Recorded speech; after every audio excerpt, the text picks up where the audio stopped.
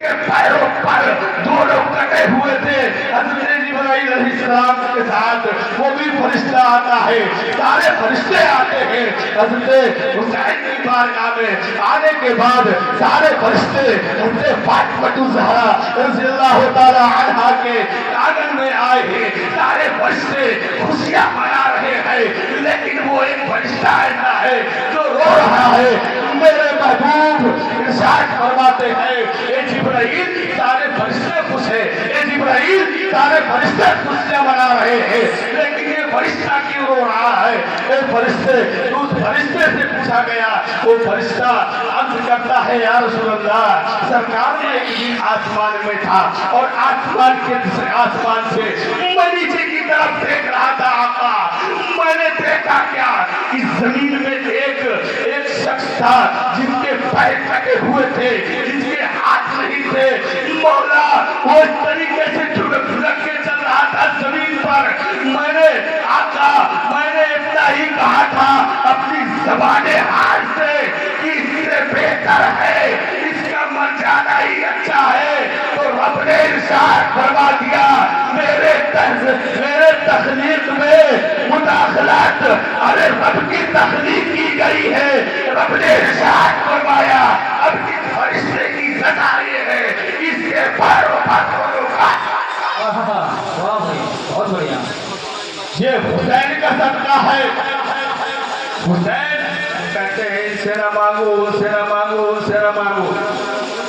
آئیے تمہیں پتا تھا چلو مانگنے کی تفسیر حضرت مریم کی ماں عمران کی بیوی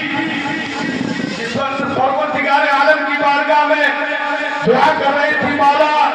مجھے ایک ستھری اولاد دے دے مولا تیری بارگاہ میں چھوڑ دوں گی پروردگار عالم نے حضرت مریم کی ماں کو حضرت عمران کی بیوی کو ایک اولاد دی جس کا نام مریم ہے اور وہ بھی لڑکی تھی جس وقت لڑکی پیدا ہوئی تو مریم کی ماں عمران کی بیوی کہنے لگی مولا اگر بیٹا ہوتا تو میں تیری راہ میں چھوڑ دیتی لیکن مولا یہ تو بیٹی ہے مولا اس کی عزت کا بھی خطرہ ہے ارشاد فرماتا ہے اس کو میری راہ میں چھوڑنا تیرا کام ہے اس کی حفاظت کرنا میرا کام ہے جس وقت حضرت مریم کو انہوں نے چھوڑا جنگل پہ تو وہ گئی اور جانے کے بعد ایک مقبرے میں بیٹھی ہے 5 سے 6 سال کی عمر ہے ان کی اور وہاں پر ہر طریقے کے پھل موجود ہے حضرت زکریا علیہ السلام کا وہاں سے گزر ہوتا ہے آپ دیکھتے کیا ہے آپ دیکھتے ہیں کہ مریم کے چوکھٹ پر جو موسمی پھل ہے وہ بھی موجود ہے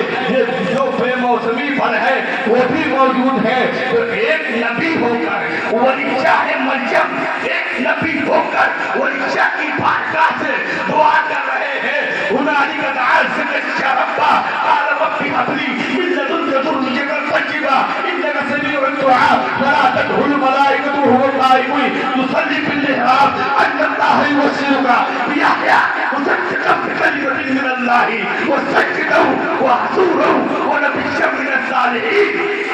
پروردگار عالم کی بارگاہ میں حضرت زکریا علیہ السلام نے ایک ولیشہ کی چوکھٹ سے مانگا مولا مجھے ایک نیک اور سنوری اولاد دے دے حضرت زکریا علیہ السلام کی عمر تقریباً 80 برس کی ہے آپ نے دعا مانگی رب نے دعا کو قبول فرمائی پروردگار عالم نے کہا اے ابراہیم میرا محبوب دعا مانگ رہا ہے جاؤ جا کر میرے محبوب کو خوشخبری سنا دو مریم کے وسیلے سے میں تمہیں بیٹا دوں گا وہ بھی نبی دوں گا جس